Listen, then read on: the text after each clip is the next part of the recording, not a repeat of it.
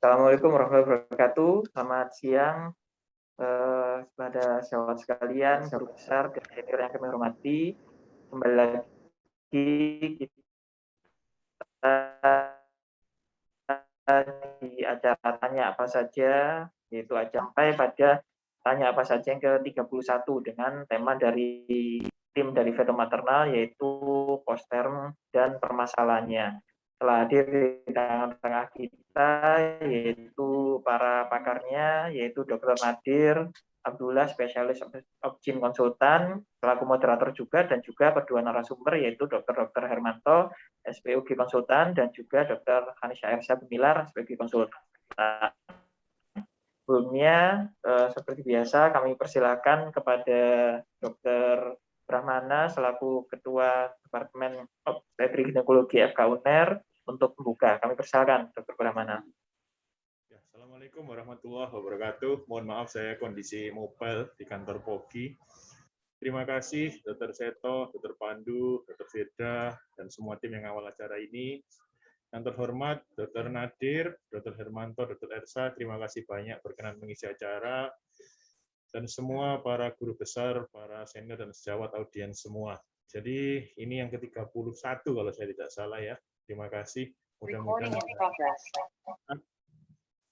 Kenapa topik post-term ini penting? Karena post-term itu dijumpai dalam praktek kita sehari-hari, bagaimana manajemennya, bagaimana kondisi di lapangan, kita diskusikan bersama pada pagi hari ini. Kami ingin mungkin bersama kita bekerja bersama, angka kematian ibu ini sudah sedemikian banyak akibat COVID. Mudah-mudahan akibat yang lain bisa ditekan sehingga angka kematian ibu pada tahun 2021 tidak melonjak drastis luar biasa. PR bersama kita. Kita yakin mudah-mudahan dengan kerjasama kita bisa menangani hal ini. Terima kasih banyak. Kalau ada kurang lebihnya saya yang paling bertanggung jawab. Saya mohon maaf. Mudah-mudahan bermanfaat. Terima kasih. Wassalamualaikum warahmatullahi wabarakatuh. Ya, waalaikumsalam warahmatullahi wabarakatuh. Terima kasih.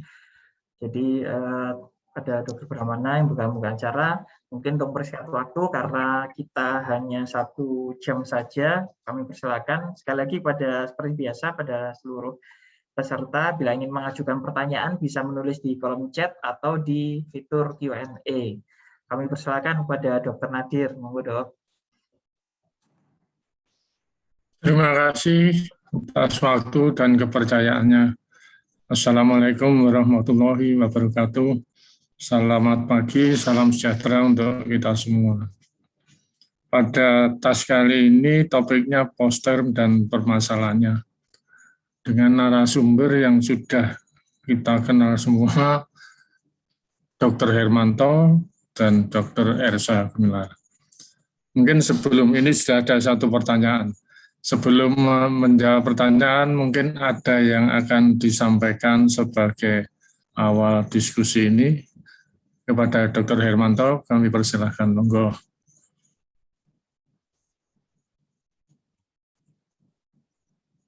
Oke, matur nuwun. Nanti urutannya ini Dr. Ersa dulu, baru saya. Jadi kami yang normatif yang seharusnya dikerjakan ini kemudian oleh Dr. Ersa, dan saya nanti akan temuan-temuan terakhir di bidang ini. Tujuannya tidak untuk mengubah PDT siapapun juga panjenengan dan yang dikerjakan Dr. Supomo persis seperti yang akan dipresentasikan oleh Dr. Ersa. Oke, matur nuwun. Terima kasih. Monggo silakan Dr. Ersa. Ada yang disampaikan. Ya, terima kasih Dr. Nadir, terima kasih Dr. Hermanto. Assalamualaikum warahmatullahi wabarakatuh. Jadi sesuai dengan topik hari ini yaitu post-term, maka mungkin saya akan menyampaikan ringkasan karena waktu yang juga cukup ringkas juga ya. Jadi kalau saya mendefinisikan post-term, tentunya kita melihat dari terminologi katanya gitu ya. Sebuah kata post-term, jadi post-atem. Jadi aterem itu kita tahu kalau di bahasa Indonesia kan adalah cukup bulan, yaitu usia kehamilan dari 37 sampai 42. Nah, jadi kalau kita merujuk pada ACOG tahun 2013 yang kemudian diafirmasi kembali di tahun 2017, itu ada pembagian dari kategori untuk istilah term. Jadi ada yang disebut sebagai early term, itu adalah usia 37 minggu, sampai dengan usia 38 minggu lebih 6 hari. Kemudian full term, yaitu usia 39 minggu sampai 40 minggu lebih 6 hari. Kemudian ada late term, yaitu 41 minggu sampai 41 lebih 6 hari. Sedangkan kalau lebih dari 42 disebut sebagai post term. Jadi dari definisi ini kita mungkin harus sama-sama menyamakan persepsi bahwasanya yang disebut sebagai post-term adalah lebih dari 42. Ya. Nah, kemudian kenapa harus ada definisi seperti ini dibagi-bagi early, full, late, dan post-term? Karena tidak lain adalah nomor satu, ternyata setelah dilihat dari outcome yang dihasilkan, yaitu terutama dalam masalah neonatal outcome, itu ada perbedaan yang bermakna dalam masing-masing terminologi tersebut. Dalam hal ini ternyata dari sisi pediatri, sisi neonatologi, itu ada permasalahan nomor satu yang paling mungkin menjadi perhatian khusus adalah masalah respiratori. Jadi permasalahan respiratory problem. Dan yang kedua, kita juga melihat dari sisi maternal juga, ternyata ada beberapa permasalahan yang dapat kita temui pada sisi maternal. Misalnya nomor satu, dalam hal ini setiap penambahan usia kehamilan pada pasien-pasien dengan faktor risiko preeklamsi itu akan meningkatkan juga risiko preeklamsinya. Kemudian risiko peningkatan terjadinya elective cesarean delivery. Ada juga kejadian fetal makrosomi sehingga menimbulkan CPD yang akhirnya juga berujung pada tingginya angka seksio. Demikian juga dalam hal ini baik maternal maupun perinatal itu sama-sama mempunyai risiko dan komplikasi yang meningkat kalau misalnya usia hamil semakin bertambah. Nah, tentunya ini akan disikapi dalam hal ini selalu akan ada istilahnya perbedaan ya. Ada yang expectant management, jadi dulu menunggu sampai dengan usia 42. Dalam hal ini ada terminologi post-date, yaitu ke usia hamil setelah 40 minggu, kemudian dilakukan pemeriksaan secara berkala, baik dengan menggunakan USG ataupun NST, untuk melihat bagaimana kesejahteraan janin. Sehingga kalau dalam teori yang expectant management, selama tidak ada permasalahan, mungkin dapat lanjut sampai 42, kemudian dilakukan terminasi ketika sudah lebih dari 42. Ada juga dalam hal ini mungkin nanti Dr. Hermanto juga akan menjelaskan juga, yaitu bagaimana kita tidak melakukan expectant management, tapi justru kita dalam hal ini berusaha untuk tidak sampai ada komplikasi pada ibu maupun bayi. Jadi yaitu memulai induksi lebih awal. Jadi rasanya mungkin ringkasan yang saya sampaikan ini mungkin jadi akan pengantar berikutnya, karena sekali lagi yang kita hadapi di sini adalah bagaimana kita bisa sama-sama mengurangi risiko dari adanya outcome yang lebih buruk pada ibu dan bayi. Mungkin itu yang dapat saya sampaikan sebagai pembuka, Dr. Nadir. Matur nuwun, saya kembalikan ke moderator. Ya, terima kasih sebagai pembukanya Dr. Elsa. Kemudian dilanjut tadi Dr. Hermanto juga rasanya akan menyampaikan kata pembukanya. Monggo silakan Dr. Hermanto.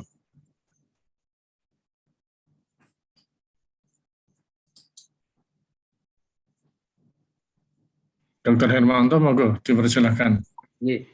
Ya, tadi sudah dijelaskan oleh Dr. Esa. Jadi saya nanti lebih ke arah bukan ekspektan seperti yang selama ini dilakukan, tetapi temuan-temuan mengenai induction of labor pada usia kehamilan di atas 39. Jadi tidak menunggu. Jadi diinduksi pada, sehingga nantinya pertanyaan saya mungkin jadi hilang ini ya diagnosisnya kehamilan postpartum ini. Itu yang akan kami sampaikan. Bukan untuk mengubah diagnosis pedoman diagnosis dan terapi panjangnya. Bernuhun. Berkenan, saya bisa bantu bacakan, sudah ada mulai pertanyaan masuk ini, Dr. Nadir. Dr. Hermanto enggak jadi share screen mungkin. Tapi itu pembuka atau Dr. Esa enggak ada presentasi? Yang tadi aja, Dokter. Oh, sudah ya. Okay. Saya presentasi ya. Monggo silakan. Ya, izin. Ya.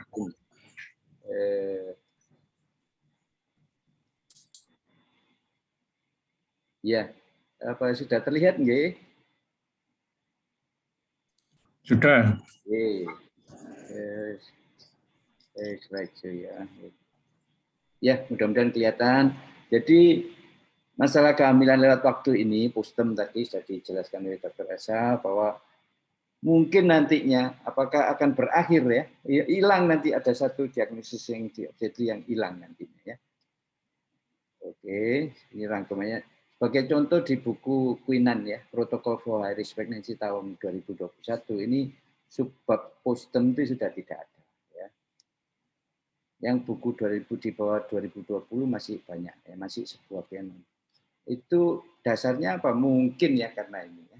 Ada berbagai penelitian yang ternyata melakukan aktif manajemen. Jadi sebelum post-date, sebelum postpartum, malah sebelum post-date sudah dilakukan induksi. Pada kehamilan risiko tinggi sudah mungkin kita bisa terima. Tapi pada kehamilan risiko rendah juga beliau-beliau melakukan ini. Sehingga menimbulkan banyak pertanyaan. Tapi apakah tidak meningkatkan sesar nanti? Ternyata sebagian besar kajian ini induksi persalinan di sana ya, itu tidak menimbulkan peningkatan sesar, angka sesar, seksi sesar.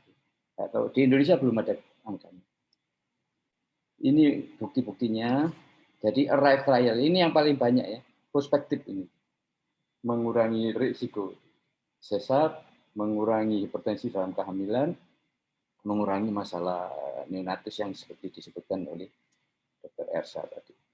Memang dia meningkatkan lama di kamar bersalinnya. Penelitian dari Gibson ini judulnya menarik bahwa risiko dari menunggu itu ternyata meningkatkan hipertensi tadi sudah disebut setiap minggunya. Dan penelitian Rosenstein itu tadi 26.000, ini Rosenstein pada di California, bahwa risiko dari menunggu itu memang ada ya, termasuk ini fetal death Mandujano pada 8 juta persalinan. Dihitung ada rumus membandingkan antara fetal death dan neonatal death, sehingga beliau ini data yang kuat meskipun retrospektif. Kemudian jangka panjang. Bagaimana jangka panjang itu induction of labor? Ternyata ada pengaruhnya, tetapi manfaatnya dianggap lebih besar dari kerugian. Termasuk yang 2017 ini Bisa 4 tahun, hampir 5 tahun ya. Induksinya 41 minggu ini ya. Dilakukan, tidak nunggu sampai 42 minggu, itu ternyata bagus. Nah, yang baru mendekati 40 minggu malah di bawah 40. Nah, bagaimana di Rumah Sakit Dr. Sutomo? Kita tetap menunggu sampai 42 minggu seperti dijelaskan. Tidak mengubah, tidak ada rencana mengubah PDP. Belum ya. Jadi tidak melakukan induksi. Ya, kajiannya tidak melakukan induksi. Ya. Ini take home message-nya adalah ini. Mudah-mudahan bagaimana pendapat panjenengan, monggo. Sekian dari saya, matur nuwun Bapak Moderator. Assalamualaikum warahmatullahi wabarakatuh. Terima kasih Dr. Hermanto atas presentasinya. Mungkin menambah wawasan kita dari presentasi tadi. Mungkin sudah ada pertanyaan, Dr. Seto. Iya dok, kalau ini mohon izin saya bacakan ada pertanyaan pertama dari kolom Q&A. Jadi ini Dr. Ersam, bagaimana definisi ATRM ini 37 minggu? Jadi kalau kita melakukan terminasi di usia 37 minggu, kadang kita kan juga koordinasi dengan sejawat anak. Jadi kadang mereka mengatakan ini terlalu awal. Jadi sebetulnya sebaiknya intinya kasus elektif terminasi itu usia berapa? Mungkin nanti dikaitkan dengan berbagai indikasi. Mungkin itu. Terima kasih. Monggo yang Dr. Hermanto mungkin ada pendapat.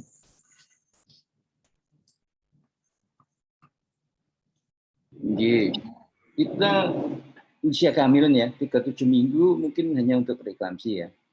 Yang lain kalau bisa di atas 38. Kalau bisa, kalau yang low risk ya tunggu saja ya. Selama ini yang di RSDS begitu ya. Ya kalau kajian di literatur banyak berbeda-beda ya. Tadi sudah saya jelaskan. Mungkin saya ada yang tambahkan. Ya. Ini kan kekhawatiran dari sisi neonatologi. Jadi artinya kalau kita berbicara usia kehamilan, tentunya mungkin ada perbedaan pada usia bayi yang baru lahir. Kadang-kadang 37 minggu di kita sudah masuk sebagai early term, tapi mungkin ada beberapa kasus dengan lahirnya prematur. Jadi memang kejadian bayi prematur itu memang dapat didapatkan pada persen ATRM, terutama yang early term. Dalam hal ini saya bisa memahami kenapa seorang pediatrician SPA itu khawatir sekali pada bayi-bayi yang lahir di usia 37 minggu. Karena kita tahu kalau misalnya ada prematur syndrome, ada dua hal yang mendapat perhatian khusus. Nomor satu adalah kejadian RDS, dan nomor dua adalah kita tahu bahwasanya jantung bayi yang lahir itu tentunya ketika dia lahir, dia akan mengalami masa transisi, di mana ada dua hal yang perlu diperhatikan. Nomor satu adalah masalah ductus arteriosus, dan nomor dua adalah masalah foramen ovale. Jadi penting sekali pada bayi-bayi yang mungkin kita menghitungnya adalah sebagai early term, bisa jadi dia muncul sebagai suatu bayi yang prematur. Dan itu yang dalam hal ini kita perlu memberitahukan kepada SPA mengapa kita melakukan terminasi di usia 37 minggu. Tapi tentunya angka 37 ini kalau kita lihat secara keilmuan ya hanya kasus tertentu, yaitu kasus preeklamsia yang bisa kita lakukan terminasi di usia 37. Sedangkan kalau di yang lainnya mungkin lebih usia hamilnya lebih tua lagi. Jadi rasanya ya kita perlu koordinasi dan komunikasi dengan SPA terkait dengan kalau kita menterminasi pada usia hamil 37 minggu ini. Mungkin itu Dr. Nadir yang dapat saya sampaikan. Terima kasih. Terima kasih. Sebelum pertanyaan berikutnya, mungkin saya juga nambahkan ya. Biasanya kita menghitung umur kehamilan itu kan berdasarkan HI terakhir, HPHT. Kemudian kita hitung HPL-nya, itu berarti 40 minggu. Berarti 7 minggunya 3 minggu sebelum itu. Nah, itu yang perlu kita perhatikan. Itu rumus Nagel dengan syarat siklus teratur dan ovulasi terjadi pada hari ke-14. Yang kita tidak tahu pada saat kehamilan ini apakah ovulasinya pasti 14 atau mungkin 21. Sehingga seperti disampaikan Dr. Ersa tadi, kalau siklus ovulasinya 21, berarti waktu 37 itu sebetulnya masih 36, sehingga risiko preterm. Sehingga karena itu pediatri khawatir kalau terminasi 37 minggu. Mungkin ini yang bisa saya tambahkan. Nah, lain masalah kalau itu IVF ya. IVF kapan itunya dikerjakan embrio transfernya, dengan itu pasti umur kehamilannya. Mungkin itu bisa saya tambahkan. Ya. Sesuai dengan yang disampaikan Dr. Maurin, Dok, ya, di kolom Q&A. Memang kita digalakkan untuk melakukan USG pada trimester awal supaya usia hamil ini akurasinya lebih tinggi lagi, sehingga dalam penentuan estimated due date-nya itu jelas bahwasanya di usia hamil tersebut memang usianya ya seperti itu. Oke, terima kasih Dr. Nadir.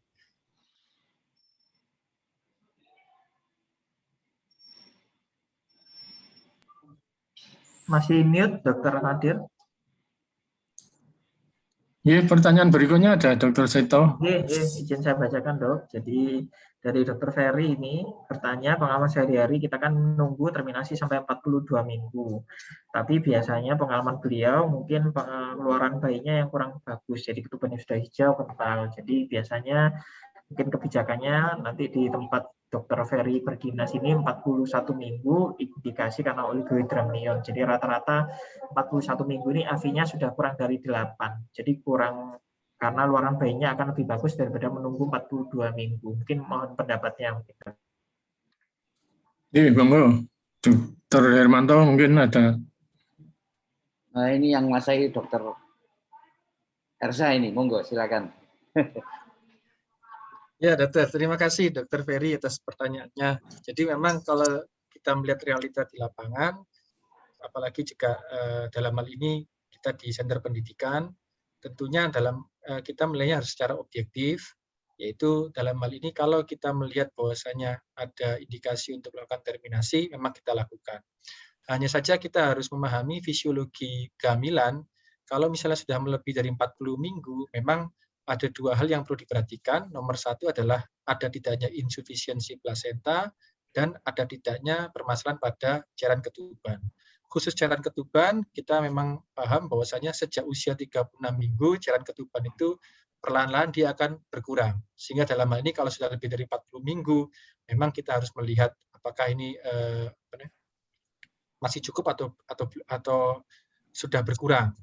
Oleh karena itu, ya saya sangat setuju juga dengan pernyataan Dr. Ferry, bahwasanya kita memang kalau mendapati usianya sudah lebih dari 40 minggu, ya kita lakukan workup di situ untuk melihat ada tidaknya permasalahan pada baik ibu maupun janin. Sehingga dalam hal ini ya saya setuju, memang tidak perlu menunggu kalau untuk sampai 42 minggu. Oke. Mungkin itu yang dapat saya sampaikan, Dokter. Iya, terima kasih.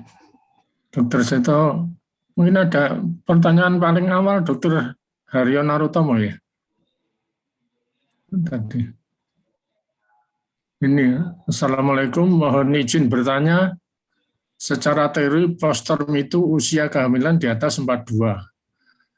Bila kondisi kehamilan saat evaluasi atau ANC semua parameter masih baik, apakah untuk terminasi kehamilan mutlak dilakukan menunggu sampai lebih 42 minggu? Matur nuwun. Monggo silakan Dr. Hermanto atau Dr. Ersa yang menjawab. Dr. Ersa silakan. Ya, Dr. Arya, kurang lebih jawabannya sama seperti tadi dengan saya sampaikan ke Dr. Ferry. Jadi kalau kita melihat dari sisi segi tinggi rendahnya angka perawatan bayi-bayi, angka perawatan neonatus, maka kita dapat melihat bahwasanya bayi yang dilahirkan pada usia di atas 42 minggu, dalam ini sudah postterm, itu risiko untuk mendapatkan rawatan neonatusnya lebih tinggi dibandingkan di usia yang sebelumnya. Nah, dari usia tersebut, dari usia kehamilan, manakah yang paling rendah usia kejadian untuk dirawat di neonatusnya, itu adalah pada usia 39-40 minggu. Jadi dalam hal ini kalau misalnya ditanyakan harus menunggu saya mungkin akan lebih memilih kita nggak menunggu sampai 42. Jadi begitu dia sudah 40 minggu, dan kita melihat bahwasanya semuanya baik, dan dalam rangka untuk mengurangi adanya morbiditas maupun mortalitas pada dua sisi, maka mungkin saya akan lebih memilih untuk melakukan induksi apabila terpenuhi syarat di usia lebih dari 40 minggu, tanpa harus menunggu di usia 42. Mungkin itu yang dapat saya sampaikan. Terima kasih. Terima kasih Dr. Reza. Ini kemudian ada pertanyaan juga anonim tapi. Izin bertanya, pada kehamilan di atas sama dengan 41 minggu dengan oligohidramnion, lebih baik seksio atau induksi persalinan? Apakah ada tips untuk induksi persalinan pada kasus oligo? Terima kasih. Silakan Pak Ersa duluan ya. Dr. Reza, monggo.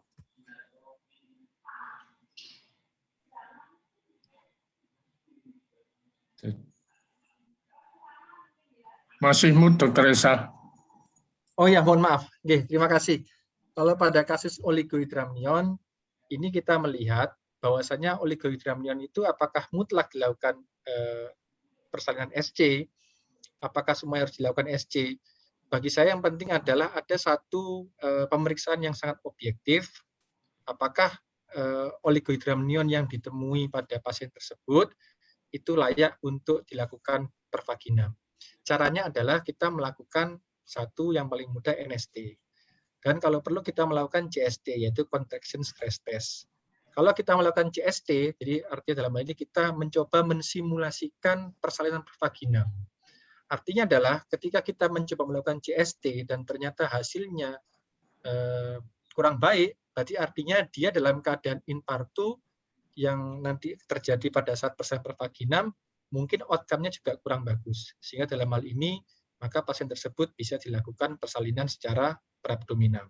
Jadi mungkin saran saya adalah pada kasus-kasus oligohidramnion, ada baiknya kita melakukan CST. Tentunya dengan KIE yang baik, agar pasien tidak merasa seolah-olah di trial dengan oksitosin drip.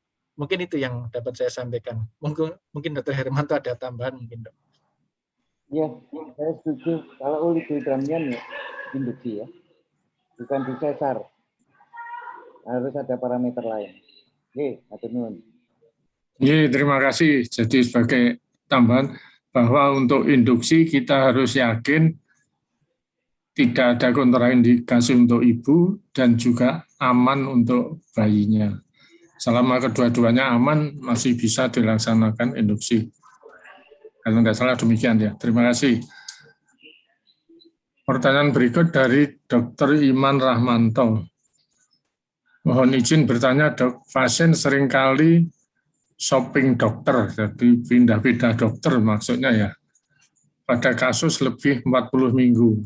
Dikatakan plasenta sudah kalsifikasi grade 3 pengapuran dan dianjurkan terminasi dengan ketuban yang masih cukup dan NST normal. Bagaimana sebaiknya kita menyikapi pasien yang minta second opinion seperti ini? Terima kasih, monggo silakan Dr. Ersa ahlinya. Ini sebenarnya permasalahan komunikasi dan mungkin nurani. Gitu. Jadi kalau misalnya menghadapi kasus seperti ini, ya kita sampaikan secara objektif, ya tentunya dengan kejujuran, bahwasanya saat ini yang kita dapatkan semua dalam keadaan yang baik. Cuma kalau dalam kasus lebih dari 40 minggu, kalau saya pribadinya menganalogikan secara sederhana adalah, ya ini masa kontraknya sudah habis bayinya gitu. Nah, berdasarkan dari data yang saya sampaikan tadi, bahwasanya angka perawatan neonatologi pada usia lebih dari 41 itu akan semakin tinggi. Sehingga dalam hal ini saya menggunakan reference tersebut sebagai dasar bahwasanya ada baiknya kita akhiri kehamilan. Karena memang ini sudah lebih dari 40 minggu dan tentunya risiko dan komplikasi juga akan semakin meningkat pada kedua sisi. Jadi mungkin itu yang dapat saya sampaikan. Tentunya tanpa harus nyun sewu, mungkin bahasa komunikasi adalah tanpa harus kita nakut-nakuti gitu ya kepada pasien. Mungkin itu. Dokter Nadir, ngapunten, mungkin tadi ini pertanyaan dari Dokter Ami. Mungkin tadi Dokter Iman tuh nanya yang di atasnya, dokter, yang mengenai kekeruhan air ketuban. Iya. Jadi, oh iya, iya. mungkin saya kelewatan. Nggih, dokter. Silakan. Iya, matur nuwun. Kalau untuk yang Dokter Iman ini kekeruhan air ketuban gitu. Iya. Bagaimana cara melihat kekeruhan air ketuban di USG pada usia 40 minggu atau lebih? Sebab kadang terlihat keruh di USG ternyata lahir fornixnya lepas. Apakah juga kekeruhan air ketuban indikasi terminasi walaupun ketuban masih banyak? Terima kasih. Monggo silakan. Monggo Pak Hendra. Ya. Jadi ini memang cukup banyak fenomena seperti ini. Jadi artinya ketuban keruh. Yang saya pelajari selama ini adalah rasanya sulit sekali ya kita menilai kekeruhan dari USG, karena USG ini kan hitam dan putih gitu ya. Yang ada adalah kalau misalnya bagaimana kita membedakan mekonial dengan fornix yang lepas. Jadi mungkin seperti itu ya. Kalau misalnya pada nomor 1, misalnya pada fornix yang lepas, ini adalah hal yang lumrah terjadi, apalagi pada usia hamil yang sudah memasuki pusdate. Nah, untuk membedakan dengan mekonium, mungkin kalau mekonium yang ada pada ketuban, itu sangat berhubungan dengan permasalahan hipoksia janin. Sehingga dalam hal ini, kalau misalnya kita mendapati gambaran ketuban dengan, wah ini mekonial atau fornix yang lepas, mungkin kita bisa melakukan juga dengan Doppler. Dari Doppler velocimetry kita bisa melihat nomor 1, bagaimana arteri umbilikalisnya, bagaimana mungkin dengan permasalahan pada MCA. Kalau misalnya ada tanda-tanda hipoksia di sana, resistensinya meningkat, mungkin itu ada hubungannya dengan permasalahan gambar yang kita lihat, yang terkesan keruh di dalam ketuban. Tapi kalau semua Doppler velocimetry dalam batas normal, bisa jadi itu bukan suatu kekeruhan, itu mungkin hanya fornix yang lepas. Mungkin salah satu parameter yang objektif adalah kita bantu dengan Doppler velocimetry. Mungkin itu Dokter Iman yang bisa saya sampaikan. Terima kasih. Terima kasih Dokter Ersa. Juga saya ingin menambahkan, dulu sebelum USG berkembang pesat, saya masih PPDS juga dulu, USG belum masuk Indonesia. Salah satu cara kita mendiagnosa air ketubannya keruh apa enggak, itu adalah dengan kristal kaca yang berbentuk konus dimasukkan ke kanalis cervicalis. Jadi syaratnya harus sudah ada mulai pembukaan sedikit. Dari situ kita bisa melihat ketubannya keruh atau itu fornix yang lepas. Itu aja tambahan. Tapi sekarang saya kira sudah jarang dikerjakan atau mungkin tidak pernah dikerjakan itu. Jadi sekarang mungkin yang kita lakukan seperti yang disampaikan Dr. Ersa tadi. Atau mungkin mungkin Dr. Nadir, kalau seumpama Doppler velocimetry dirasa mungkin terlalu advance atau mungkin cukup menyulitkan, kita bisa juga menggunakan parameter lain, jadi menilai biophysical profile-nya seperti apa. Misalnya kita curiga ini kita sulit membedakan antara ini mekonium atau fornix yang lepas, mungkin bisa dikombinasikan juga dengan NST mungkin. Jadi artinya ada 2 alat yang sifatnya objektif membantu untuk menganalisis apa kira-kira gambaran yang kita temui pada pasien tersebut. Kalau seumpama katakan NST baik, ya rasanya kemungkinan ini adalah suatu fornix yang lepas. Mungkin itu Dr. Nadir. Oke, terima kasih. Terima kasih tambahnya. Dan mungkin kalau NST normal dilanjut stres test sementara. Kalau stres normal ya dilanjut induksinya. Terima kasih. Pertanyaan berikutnya, Dr. Susanti. Pada umur kehamilan lebih 40 minggu, SDP yang aman untuk ekspektatif berapa? SDP single dipes ini. Apa itu? Oke. Sering dapat pasien tanpa USG trimester pertama yang datang dengan umur kehamilan dari HI terakhir postdit. Tapi NST normal, volume ketuban, vital movement baik. Mohon saran untuk penata laksanaan, terminasi atau ekspektatif. Terima kasih, monggo. Saya jawab sedikit ya Pak Ersa ya. Ya, monggo, Iya, Dok. Dokter. Iya, Dok. Kalau saya itu pasti ada dibagi dua, ya. Ada yang pasti, ada yang enggak pasti. Kalau enggak pasti diikuti aja. Kalau yang pasti, ya monggo, tergantung PDT-nya. Kalau enggak pasti, kan enggak bisa. Selama masih baik, ya tunggu saja. Itu pendapat saya.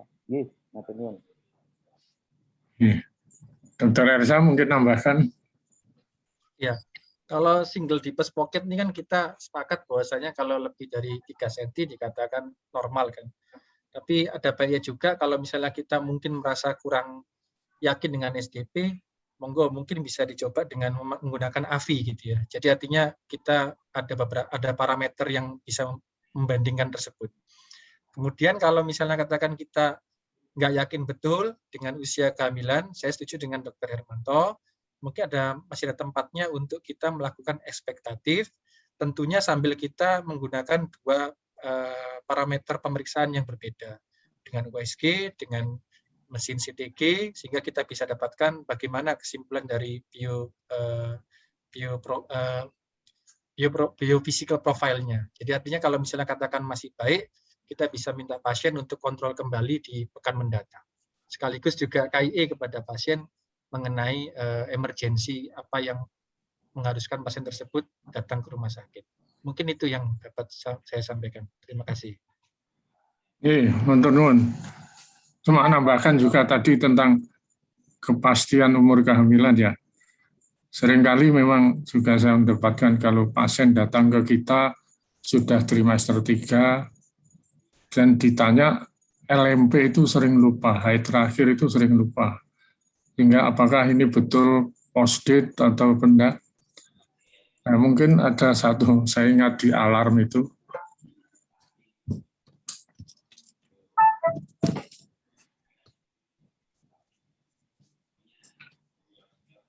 Saya ingat di alarm itu salah satu yang dianjurkan.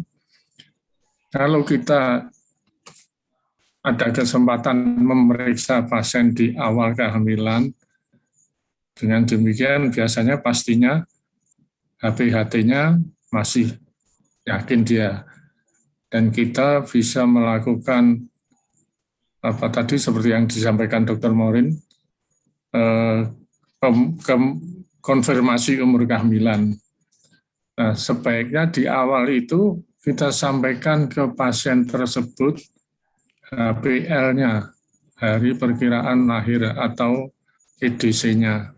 Nah, biasanya kalau pasien diberitahu itu, dia akan ingat waktu periksa di dokter yang pertama dulu diperkirakan HPL-nya tanggal sekian. Itu sangat membantu dokter-dokter yang menerima pasien di ujung trimester 3 itu untuk melakukan diagnosa. Jadi itu mungkin yang perlu kita galakkan itu. Jadi kalau pasien periksa ke kita di awal kehamilan, hendaknya kita sudah bisa memastikan HPL-nya, dan HPL itu bukan hanya dicatat di record kita, tapi juga disampaikan ke pasien. Sehingga kalau di akhir kehamilan tidak menimbulkan masalah ini betul post-date apa enggak dan sebagainya. Itu mungkin tambahan dari saya. Pertanyaan berikutnya dari Dr. Aditya Herlambang. Mohon izin bertanya, bagaimanakah planning terbaik untuk terminasi pada usia kehamilan ATRM apabila seringkali kita dapatkan di praktek ibu dengan lupa HPHT, seperti yang saya singgung tadi ya. Apakah pada kasus tersebut saat kehamilan ATRM perlu dilakukan pemeriksaan USG setiap minggu untuk evaluasi cairan ketuban dan evaluasi plasenta? Sering ibu dan keluarga bertanya kapan saatnya dilahirkan, Dok. Terima kasih. Monggo, Dr. Ersa. Ya ini memang jawaban aplikatif yang diperlukan. Jadi memang banyak sekali yang datang terlambat di trimester 3 atau mungkin datang dengan membawa hasil USG dari sejawat lainnya bertuliskan mengenai EDD itu menunjukkan tanggal sekian atau mungkin biometrinya tertulisnya 36 minggu gitu. Dan ini yang akhirnya menimbulkan banyak pertanyaan. Saya melihatnya adalah nomor satu, yang jelas kalau memang kita tidak yakin betul bahwasanya usia hamil tersebut belum nyampe 40 minggu, maka kita masih ada waktu untuk expectant. Jadi dalam hal ini kita lakukan evaluasi dari USG, NST, kemudian kita bisa ulang pasien tersebut di pekan berikutnya. Tentunya sekali lagi juga dengan KIE kepada pasien, bahwasanya selama pasien di rumah tidak bertemu dengan kita, dia bisa melakukan mandiri pengawasan mengenai bagaimana gerak janinnya. Misalnya dengan fetal kick count, itu yang paling mudah. Sehingga nanti kita akan lihat bagaimana progresnya di minggu berikutnya. Dalam hal ini ketubannya, biometrinya, atau mungkin NST-nya. Dari situ kita dapat menyimpulkan secara lebih objektif lagi apa dan bagaimana langkah selanjutnya. Jadi rasanya hampir semua permasalahan itu timbul karena memang kita tidak mempunyai data di trimester 1 yang akhirnya menimbulkan kebingungan di trimester 3 akhir ini. Mungkin itu yang dapat saya sampaikan, Dr. Nadir.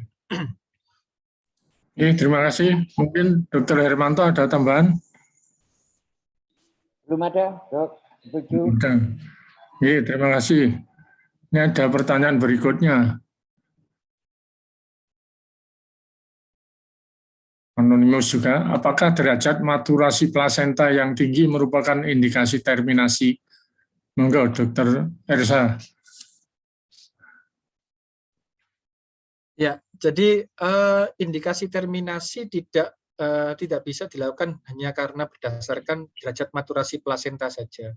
Karena derajat maturasi plasenta ini nomor satu tidak selalu berhubungan dengan masalah hipoksia janin atau dalam hal ini insufisiensi plasenta. Jadi ini bukan indikasi yang tepat untuk kita lakukan terminasi.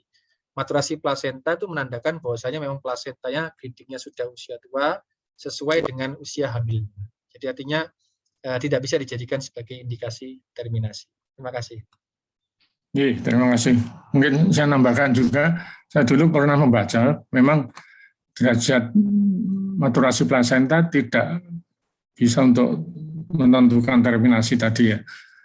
Cuma kita bisa dipakai pegangan, kalau kita menerima pasien hamil, apakah ini sudah term atau masih preterm, salah satu yang membantu adalah derajat maturasi plasenta. Dikatakan di literatur yang saya baca itu, kalau dia sudah grade 3, itu artinya dia sudah melewati fase preterm. Itu pada kondisi normal ya, lain kalau ada hipertensi dan sebagainya. Itu aja yang pernah saya baca. Tapi bukan indikasi untuk terminasi. Mungkin yang saya nambahkan. Dan ini pertanyaan Dr. Ami. Dr. Ersa, jadi ini Dr. Ersa yang ditanya langsung. Jika tidak bisa melakukan DV, bisakah diganti dengan NST untuk ketuban keruh? Monggo Dr. Ersa yang dituju. Jadi seperti yang tadi saya sampaikan pada pertanyaan Dr. Iman, bahwasanya kita bisa menggunakan parameter yang lain, yaitu artinya kalau ketuban keruh, kita nggak yakin ini keruhnya karena masa ini adalah fornix atau mekonium, maka kita harus mencari ada tidaknya permasalahan hipoksia pada janin. Nah itu kita bisa melihat tersebut pada NST. Jadi artinya ya bisa kita menggunakan parameter NST untuk melihat ada enggak permasalahan hipoksia pada janin akibat dari kekeruhan yang pada saat kita USG kita lihat di ketuban tersebut. Oke, terima kasih Dr. Nadir. Dr. Nuwun. Ini pertanyaan dari Dr. Puja Hartono. Apa sebetulnya yang menyebabkan terjadinya postterm? Apakah ada kecenderungan berulang? Selain terminasi dengan induksi, Apakah ada pengobatan atau cara lain untuk menghindari postterm sekaligus menghindari induksi? Fakta nyeri induksi berbeda dengan persalinan alami. Khawatir saya, sesang rate pada premi akan semakin meningkat untuk masyarakat kita. Ya, terima kasih. Mungkin Dr. Hermanto dulu bisa, karena ini tadi salah satu pertanyaannya penyebab postterm dan apakah bisa pada kehamilan berikutnya juga demikian. Jadi saya coba jawab ini Pak Pujo ini. Dari Norwich ya, yang terakhir Mei 2021, etiologinya sampai sekarang belum tahu postterm. Kemudian bagaimana menghindari, dinyatakan di paper yang sama bahwa USG sebelum 24 minggu akan mengurangi 40% postterm. 40%. Kemudian pertanyaan ketiga, apakah menyebabkan sesar ya? Iya, jadi ini selain induksi, kalau postterm ditunggu aja asal masih baik kan enggak apa-apa Pak Pujo ya, sampai memang nyeri berbeda. Iya. Kalau oksitosin dianggap sama waktu itu ya, dengan nyeri spontan, nyeri persalinan spontan. Setuju sekali bahwa seksio akan meningkat. Kajian-kajian yang saya bacakan tadi itu seksionya menurun di luar negeri ya. Di Indonesia belum tahu memang. Kalau di induksi lebih banyak sesar mungkin. Ya, atau nuwun Dr. Nadir. Mungkin saya tadi salah satu Dr. Pujo nanyakan apa ada anu lain selain induksi. Saya teringat dulu waktu saya PPDS jadi masih zaman dulu itu belum ada misoprostol dan sebagainya. Itu seringkali diambil tarum itu diberikan alinamin. Nah, itu dari literatur Dr. Hermanto saya belum pernah menemukan literaturnya. Apa ada yang sudah menyebutkan itu? Tidak ada dok, sepanjang saya baca tidak ada alinamin F diinfuskan ya. Tapi faktanya diaplikasikan dulu. Mungkin Dr. Ersa ada pengalaman. Satu lagi saya belum menjawab yang recurrence rate. Jadi ya, memang berulang. Faktor risiko paling kuat untuk terjadinya postterm adalah postterm kehamilan sebelumnya. Oke, matur nuwun. Dr. Ersa ya, yang ditambahkan monggo. Ya, kalau mungkin dalam rangka untuk mengurangi angka kejadian SC, kita berharap adanya spontaneous delivery. Mungkin dalam hal ini kita banyak melakukan stripping of the membrane. Ya. Mungkin itu yang perlu dilakukan sebagai induksi mekanis. Jadi artinya diharapkan bisa muncul persalinan spontan per vaginam. Mungkin itu Dr. Nadir yang bisa perlu digalakkan kembali mungkin. Okay. Ya, terima kasih. Dengan stripping of the membrane diharapkan meningkatkan sintesa prostaglandin di dalam tubuh pasien ya, sehingga akan menginduksi secara alami persalinan. Terima kasih. Pertanyaan berikut dari Dr. Ferry Komarhadi. Assalamualaikum, izin bertanya lagi dokter, di daerah banyak pasien tidak pernah ANC, kemudian datang sudah trimester 3, padahal pasien ini harus terminasi berdasarkan umur kehamilan, misalnya BSC 2 kali, letak lintang, parameter apa saja yang harus kita evaluasi saat USG untuk menentukan bahwa janin sudah cukup bulan. Mengingat gambaran USG 8 bulan dan 9 bulan adalah sama. USG nampak berbeda ketika lewat bulan seperti ada kalsifikasi, AFI berkurang. Terima kasih dokter. Monggo, silakan. Dokter Ersa dulu mungkin. Oke, terima kasih Dr. Nadir. Ya, waalaikumsalam Dr. Ferry. Jadi artinya ya kasus-kasus seperti ini pasti akan sering menghampiri kita di praktek sehari-hari. Dalam hal misalnya katakan khusus ya, ini spesifik sekali pertanyaannya, yaitu BSC 2 kali.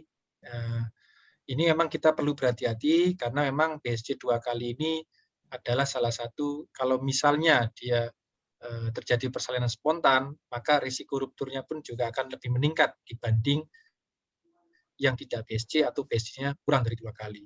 Nah, dalam hal ini kalau misalnya memang ada indikasi tertentu yang harus dilakukan terminasi, misal oligohidramnion, atau mungkin kita sudah melihat juga bahwasanya ada tanda-tanda hipoksia di sana, mungkin kita bisa lakukan dengan dalam hal ini kita juga sampaikan kepada pasien dan tentunya SPA. Karena sekali lagi kita harus memastikan juga luaran bayi yang nanti kita akan lahirkan ini bagaimana selanjutnya, follow up-nya selanjutnya bagaimana. Jadi artinya menurut saya adalah kalau kita menghadapi yang seperti ini, kalau berdasarkan dari rendahnya angka perawatan bayi-bayi di neonatus, maka memang sebaiknya ya kita lihatnya di usia 39 minggu ke atas. Tapi kalau katakan memang ada indikasi sebelum itu dilakukan terminasi, rasanya kita ya KIE kepada pasien dan tentunya koordinasi dengan SPA untuk perawatan bayi-bayi yang mungkin usianya belum cukup bulan. Mungkin itu Dr. Ferry yang bisa saya sampaikan. Terima kasih. Terima kasih.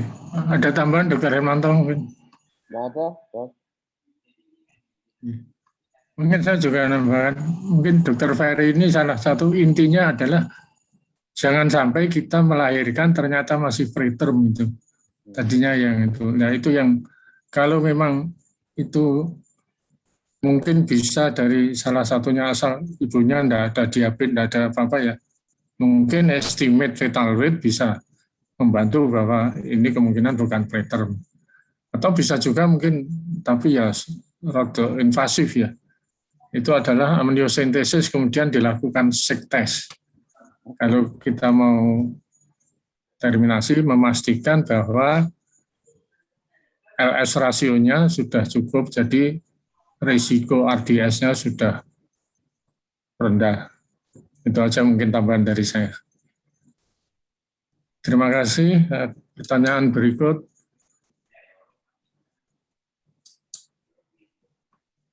Dari Dr. Sudarsono. Selamat siang dokter, mau izin bertanya, pada kasus kehamilan 37 minggu dengan oligohidramnion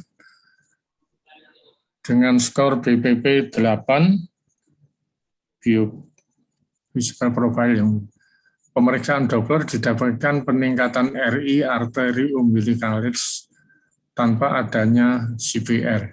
Kapan usia kehamilan yang tepat dilakukan terminasi? Monggo silakan Dr. Ersa mungkin ini. Ya, terima kasih Dr. Sudarsono. Saya khawatirnya jangan-jangan ini sedang di depan pasiennya.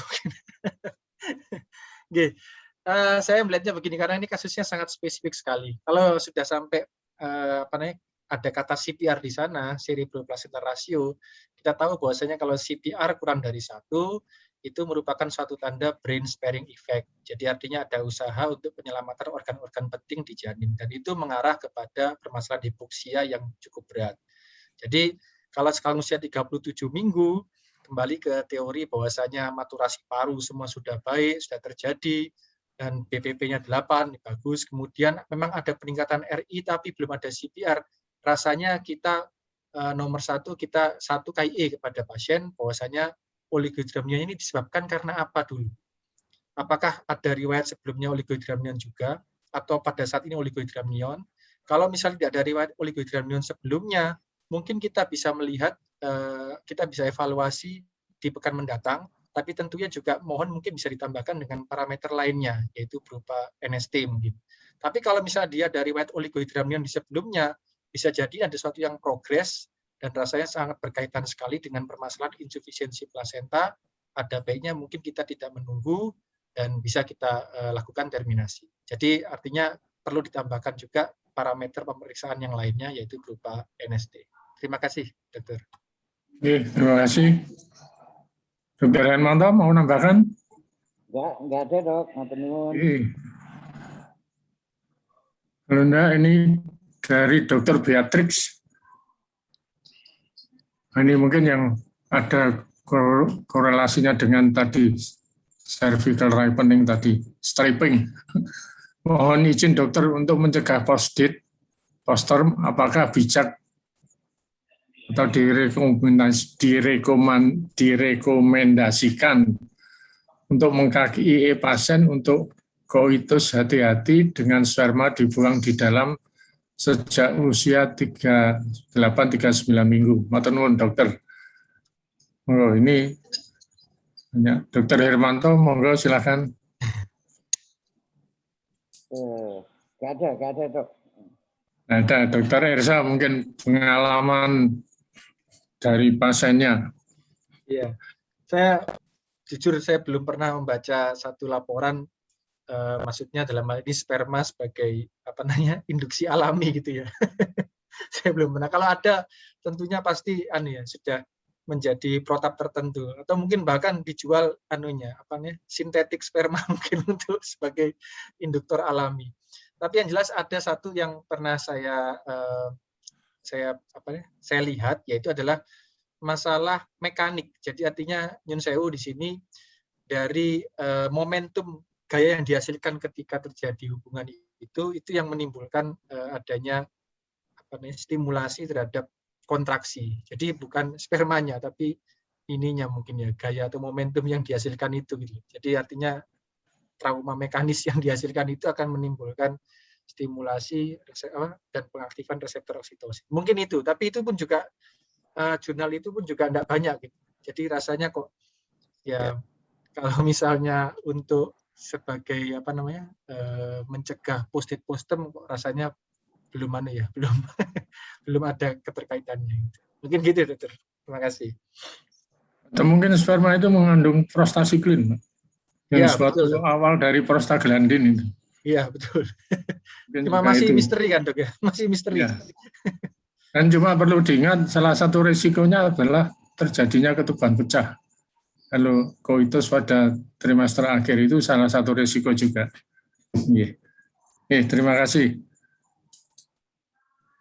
Pertanyaan berikutnya, Dr. Saifuddin Zuhri. Saya pernah dapat pasien ANC pertama dengan umur kehamilan tidak jelas. Dalam gambaran USG sudah tampak kalsifikasi plasenta grade 3.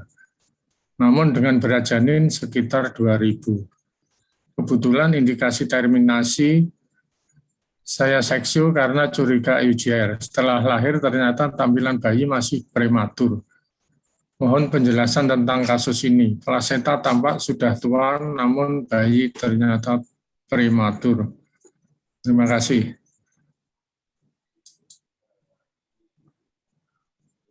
Ya, silakan Dokter Hermanto, mungkin sebelum live ya. Iya. Ini harus dipastikan usia kehamilan dengan Balat score dan Lutsenko score-nya. Usul saya. Yang pertama, yang kedua ada namanya postmatur sign. Itu 30% pada postpartum pregnancy mengalami itu. Apa enggak itu yang terjadi, bukan prematur. Kalau prematur mungkin masih ada vernix-nya ya. Dengan plasenta yang sudah tua tapi ada vernix, menurut saya jarang. Gitu Pak. Mohon izin saya ada acara, matur nuwun sekali atas kesempatannya.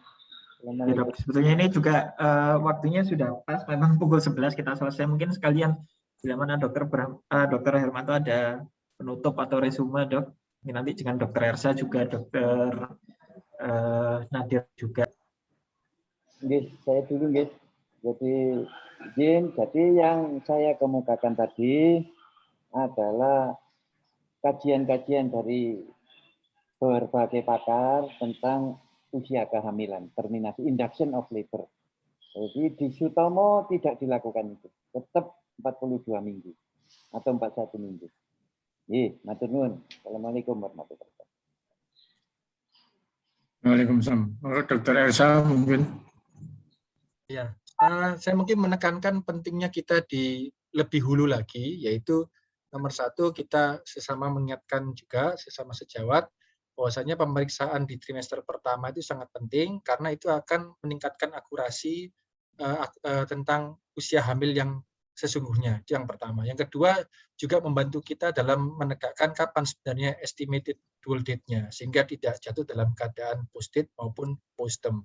Jadi dalam hal ini karena USG trimester 1 itu terkadang mungkin agak sulit bila dilakukan pada kondisi tertentu, misal pasiennya obes, atau misalnya pada USG-nya mungkin grupnya kurang mumpuni, kita dapat lakukan secara transvaginal.